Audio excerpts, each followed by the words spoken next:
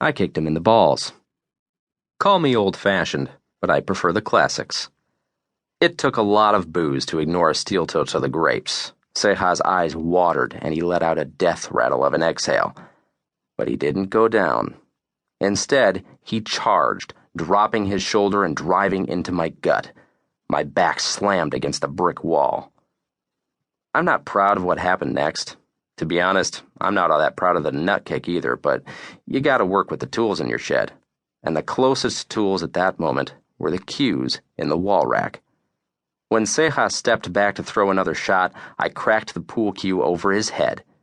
He didn't exactly drop.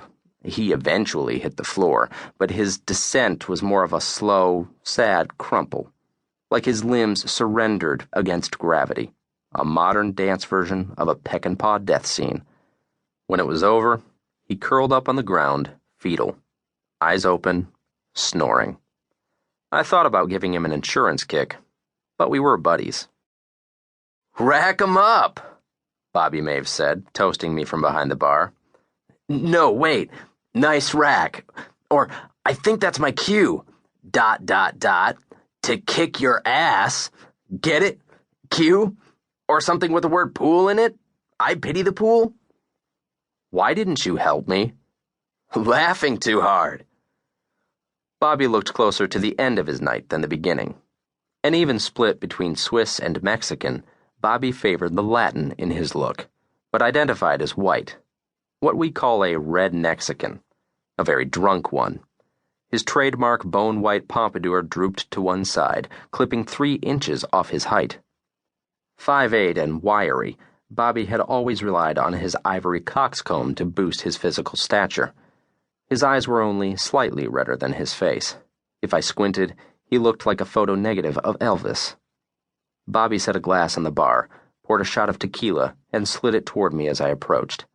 As I made no move to catch it, the shot glass slid off the bar. "Just right into town, hoss?" Bobby twanged, ignoring the broken glass. "Bar towel," I said. Bobby reached under the bar and tossed me a damp towel. It didn't smell too beery. Dabbing at my cheek, it came away bloody, but not much more than if I would have been shaving on a roller coaster. "Now that you're here," Bobby said, "have a drink with me." "Fuck this," I said, turning toward the door. "I'm going home." "Come on, one drink." "I'm tired of this bullshit, Bobby. It's late, my face hurts, you're laughing, and I'm bleeding." "All right, don't drink, but hang out." "Why the hell did Seha attack me?" "I kept calling you, even before the bar closed," Bobby said. "Left you like 20 messages. You didn't pick up." Bobby poured another drink and slid it to me. I caught it, liquor spilling onto my fingers. I licked the tequila off, but I left the glass on the bar. "It's 3 in the morning. As soon as I saw it was you, I turned my phone off." "What if it was an emergency?" "I could live with that. Seriously, I'm out of here. This is stupid." "Some friend you are." "Quit being an asshole. I can't come out every time you want to play."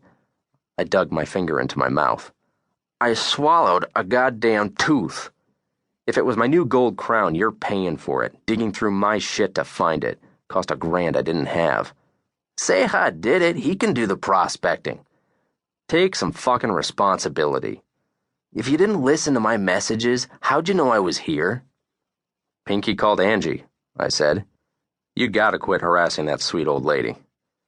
Pinky Gruber owned and operated the bar we were in, Pinky's Bar and Grill, the toughest bar in Holtville. And that's saying something, considering the Top Hat Saloon and Portuguese Joe's were nightly Thunderdomes. My bar, Morales Bar, would be a contender, but it was outside city limits, so it didn't officially rank. The men and women that frequented Pinky's knew what they were getting and came back for more. At that moment, an hour past closing, the place was empty. But on most days, regulars filled the shadows for a night of competitive drinking, hobby fighting, and some occasional backseat stinkfinger. It was desert local, border fighty, and Bobby's Tuesday bar. The interior of Pinky's was what every great bar aspired to be. No frills, all function.